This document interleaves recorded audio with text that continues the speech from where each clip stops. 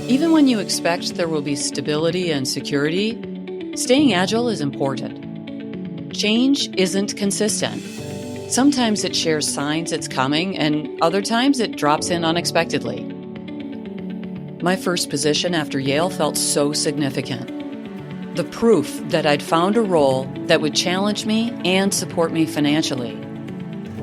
That role asked me to take a big leap forward professionally, and I truly had to learn how to ride the wave. I just hadn't fully recognized how big that wave would be. Hi, I'm Beki Fraser, an award-winning coach, author, and entrepreneur. I'm also a leader shaped by decades of experience, inviting others on a journey towards adaptable leadership and fulfilled potential. Welcome to Short Story Long. Today is a novella.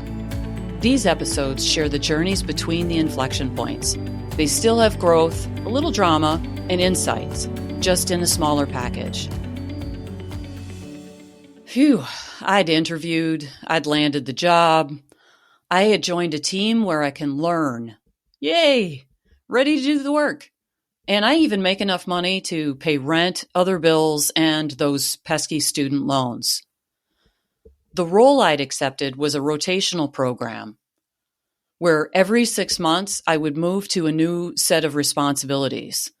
One rotation would take me internationally, and it was a great opportunity to launch into my professional career within HR. And then things shifted a little bit.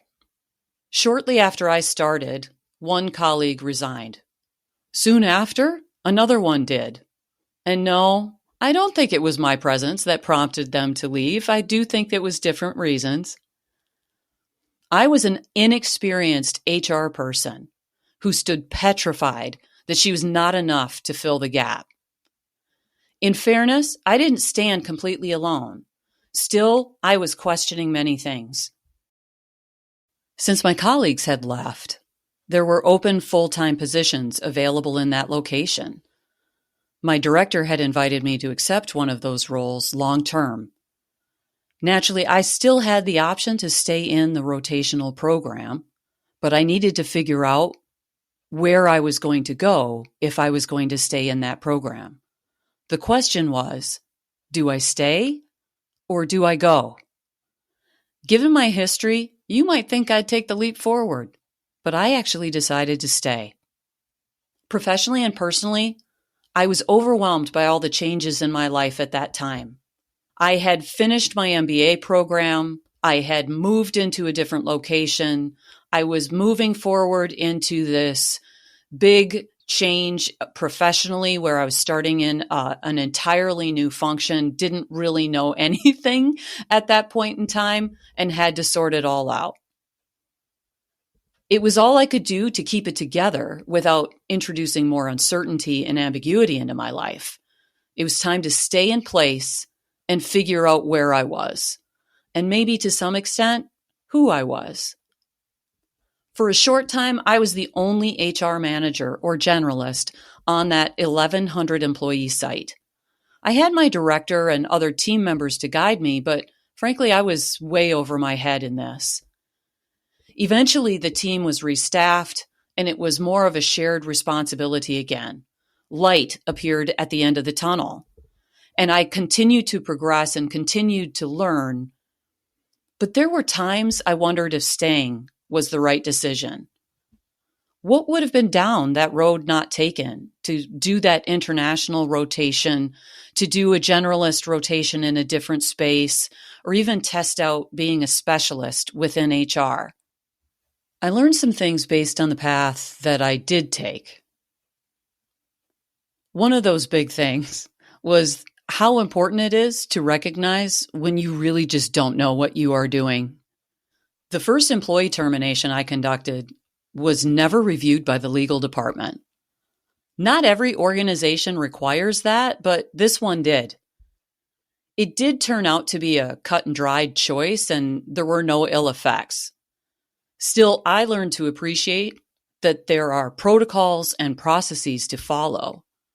Later in my career, I started talking about decision-making hierarchy in the context of there are laws, there are policies, and there are guidelines. The importance is understanding the difference. Knowing which is your choice versus something to run by others is a key skill to develop. It did take me a little time to learn that in the core of my heart, but it was an important lesson to learn. If you know you don't know, I also encourage taking a stab at finding a solution. I'm a critical thinker, which means I find where things don't work very quickly. Pointing that out isn't always appreciated. Okay, almost never appreciated. During this time, I learned that coming up with a solution to an issue was received much better.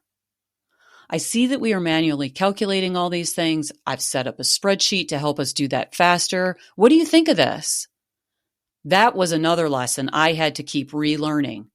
But we're all a work in progress, aren't we? It was also the first time that I had ever sought help from the outside.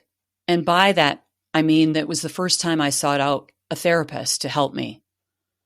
Honestly, wasn't the best therapist I've ever had. That said, it did help me talk out what I was going through and hear myself say it. It was hard for me to ask for help, yet I'm grateful that I did. Her meditation tapes weren't my jam, but holding up a mirror and helping me see how I was contributing to my own suffering was powerful. Now, as I look back at the stress and overwhelm of that time, I see a different side of it. This role was significant in me learning to be an effective HR professional. Success was about learning the business I was supporting, understanding the needs of the people I supported, and weaving in the HR deliverables as needed. It's where I became the business person who happened to do HR, and I wouldn't trade that opportunity for anything. Those times I wondered if I'd made the right decision to stay versus rotate out. In so many ways, what if is a futile question. There is no way to go back and change the choice. What you have in hand is where you are, and that's the only place you can start. Also, if I had chosen differently, I would not have met someone who is a powerfully influential person in my life. But that's another story. Thank you for listening to my story. My hope is that you will get insights for leading as you. If you know someone who would benefit from this episode, be sure to share it. Interested in connecting with me on LinkedIn? Drop me a note telling me where you found me. The link will be in the show notes. Okay, bye.